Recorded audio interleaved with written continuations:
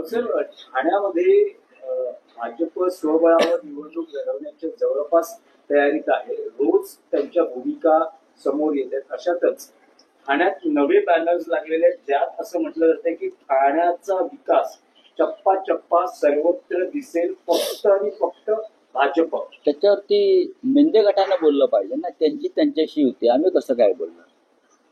आम्ही आणि मनसे ठाण्यामध्ये लढणार आणि सत्तेवर येणार. आमचाही नारा 75 पार आहे. बोला, राष्ट्रवादीसोबत असणार काय? महाविकास आघाडी आमचाही नारा 75 पार. ते म्हणतात 70 पार. आमचा 75, 5 जास्त. आमचा 75.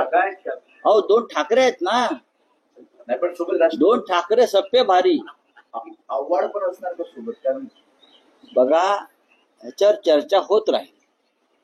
हा सोबत आहे का, तो सोबत आहे का. या क्षणी 2 ठाकरे करणार सगळ्यांच्या ठिकऱ्या. साहेब साहेब साहेब, तुम्ही एक स्लोगन आता दिलं, पुन्हा एकदा ऐकायला हे आवडेल. काय आहे हे स्लोगन? तुम्हाला आवडलं ना स्लोगन, मराठी माणूस म्हणून? प्रत्येक मराठी माणसाला आम्ही 5 जागा जास्तच मिळवू. 2 ठाकरे काय करणार?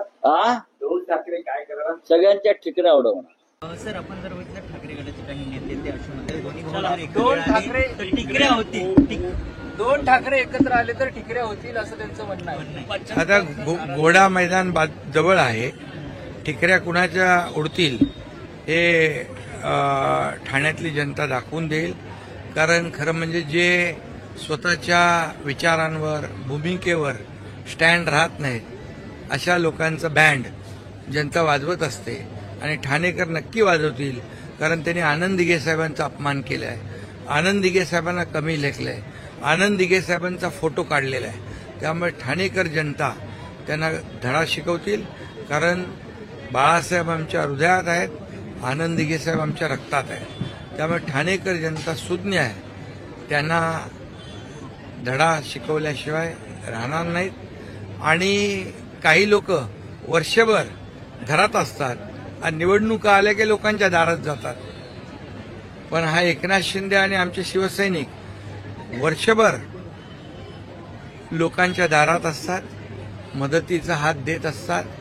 त्यामुळे या महाराष्ट्रातली जनता सुज्ञ आहे, काम करणाऱ्याच्या मागे उभे राहते, घरात बसणाऱ्यांना कायमचं घरात बसवते.